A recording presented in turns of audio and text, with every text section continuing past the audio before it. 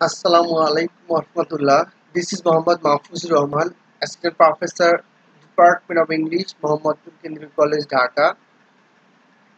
Due to the spreading of COVID-19 all over the world, physical class is unfeasible at this pandemic situation. Therefore, our Honorable Principal, Professor Sayyid Jafar Ali, always encourages us and gives all types of logistic support to take online class for our students to continue their regular study. Well, today I'm going to take a class for the students of honor second year in the Department of English, and the name of the course today is Introduction to Drama, and today's topic is Riders to the Sea, and this is my fourth lecture on Riders to the Sea, composed by John Millington Synge. Some of the pictures may help our students to understand the theme of the play Riders to the Sea. This is the picture of the author Edmund John Millington Synge.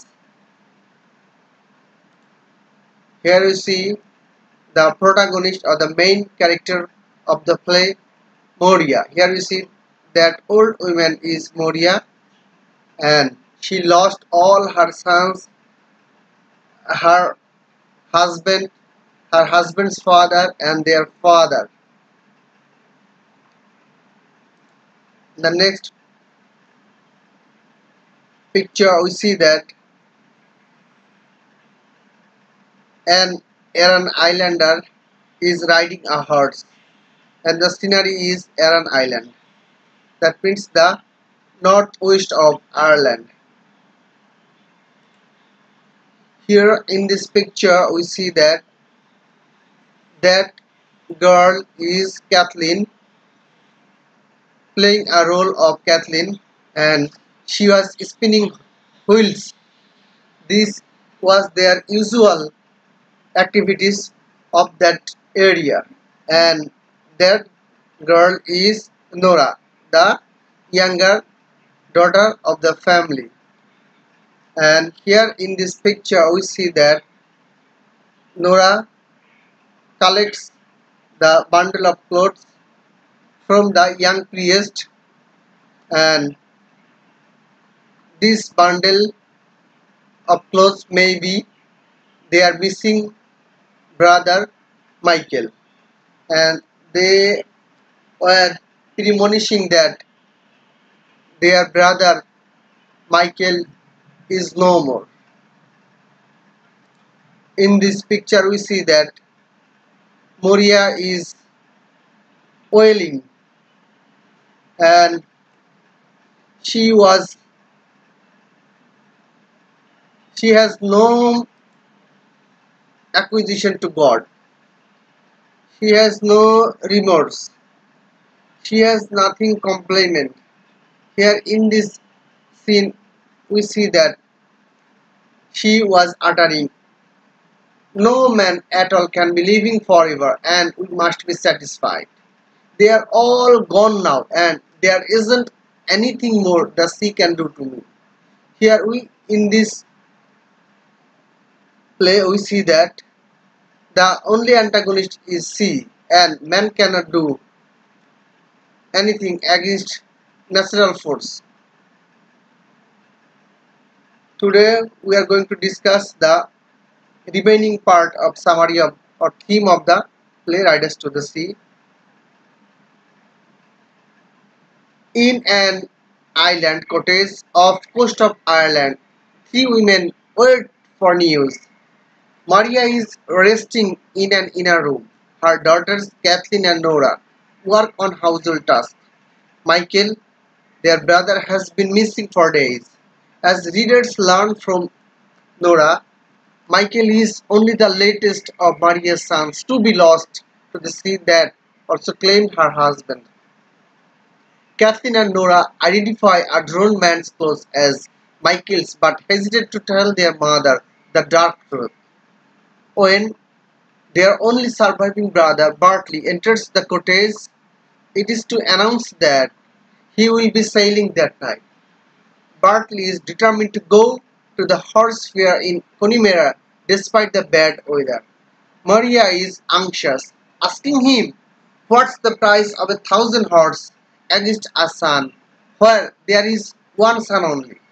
Bartley, however, continues to prepare for his journey, and he says that it's the life of a young man. Sorry, Nora says it's the life of a young man to be going on the sea. And who would listen to an old woman with one thing and she's saying it over?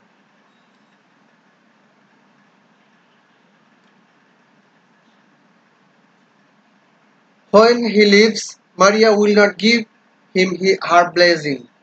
Kathleen and Nora are both distressed in the wake of Bartley's departure. Maria sending him off in anger is thought to be unlucky. Also, they have forgotten to give him a cake to eat. They manage to convince their mother to go to meet Bartley to give him the cake and her blessings.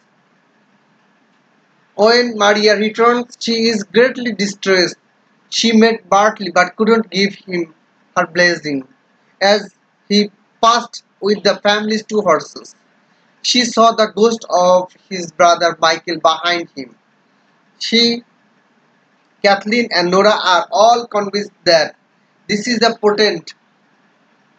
This is a portent, which is an unlucky sign. Kathleen cries out, "It's destroyed. We are from this day." Shortly after Maria herself returns, a noise of crying out by the seashore is heard. The women half expect it to be Michael's body washed up at last. The body brought in, however, is Bartley's. Maria greets this with bleak resignation, saying, "They are all gone together this time and the end is come."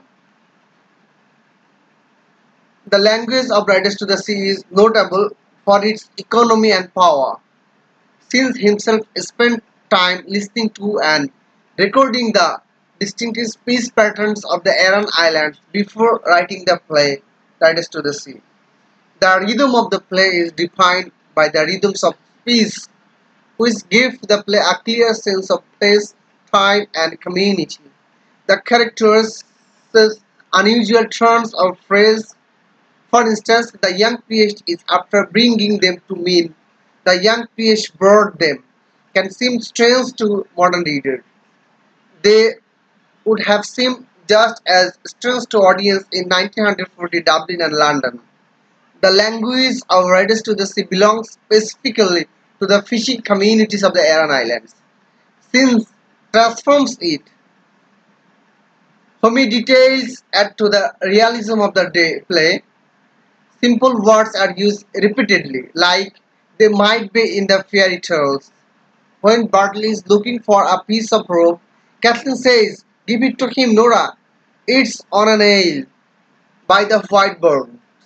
I hung it up this morning for the pig with the black feet was eating it." The symbolic use of color is also typical for the play. Significantly, the necessary rope is hung up by the whiteboards that will be used for Bartley's coffin.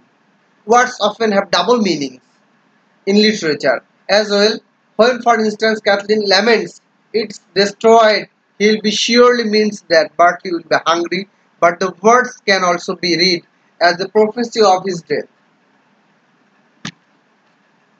If we analyze the theme of the play Riders to the Sea, it is considered a classic of the Irish literary renaissance, which was also called the Irish Literary Revival, and was the rapid growth of various talents in Ireland in the late 19th and early 20th centuries, including William Butler Yeats, Lady Gregory, Oliver St. John Guthrie, and James Joyce. Not coincidentally, this literary movement arose in a time of renewed Irish national feeling. The play's success abroad was welcomed by Irish authors like Yeats, who were eager of their national literature to be taken seriously.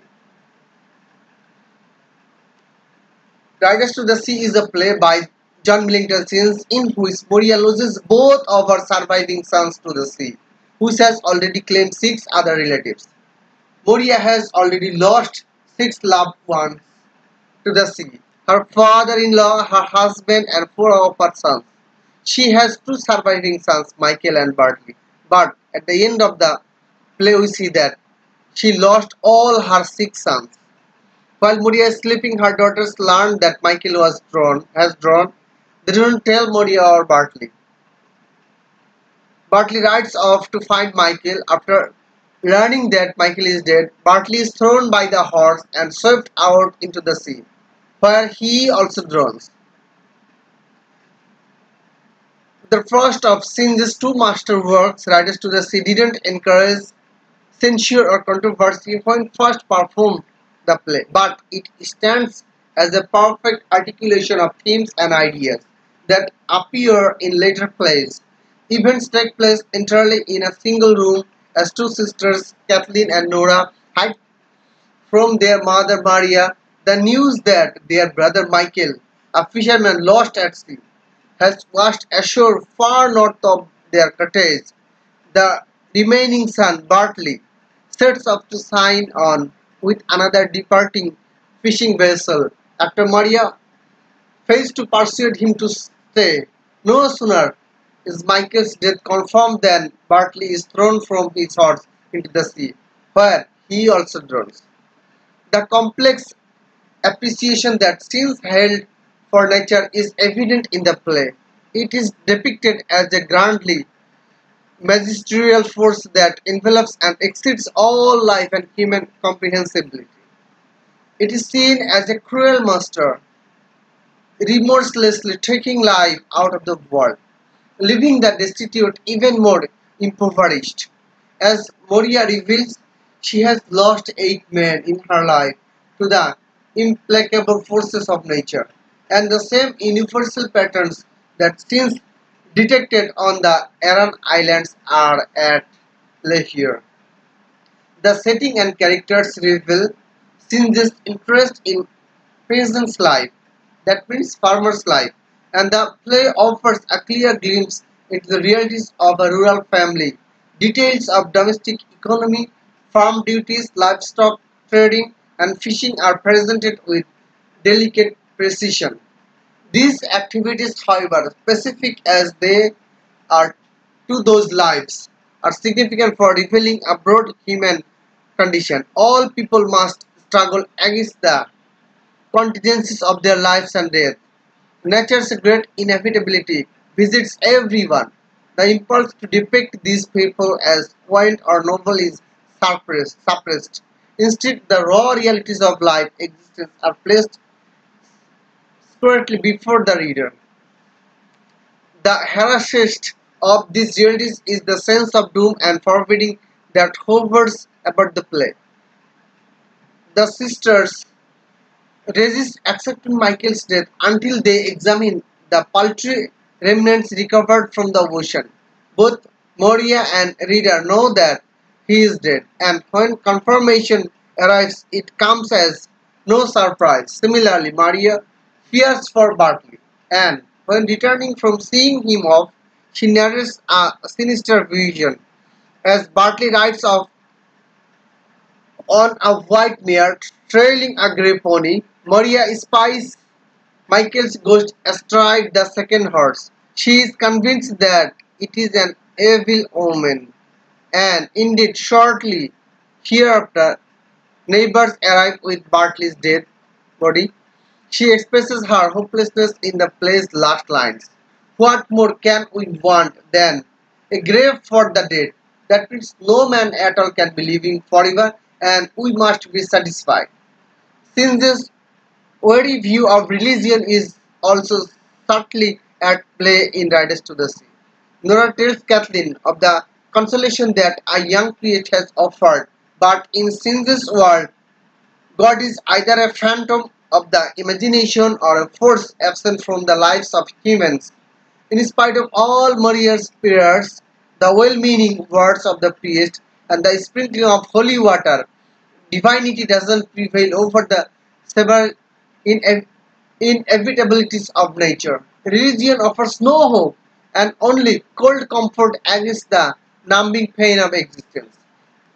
So here in this play, some important quotes are important for you to for your explanation. Quotes: if it's 100 horses or 1,000 horse you had itself, what is the price of 1,000 horse against a son where there is one son only? Said, uttered by Maria. It's the life of a young man to be going on the sea, and who would listen to an old woman with one thing and she saying it over? This is uttered by Nora. Michael has a clean burial in the far north by the grace of Almighty God. Bartley will have a fine coffin out of the whiteboard and a deep grave surely. What more can we want than that? No man at all can be living forever and we must be satisfied. They are all gone now and there isn't anything more the sea can do to me. Okay, my dear students, hope that this lecture will help you to understand the play Riders to the Sea, and if you analyze the quotations which I uttered here, you must write it down in your workbook. Hope that this will help you to achieve your goal in the examination. And no more today, I will take another class with another lesson. Until then, Allah Hafiz.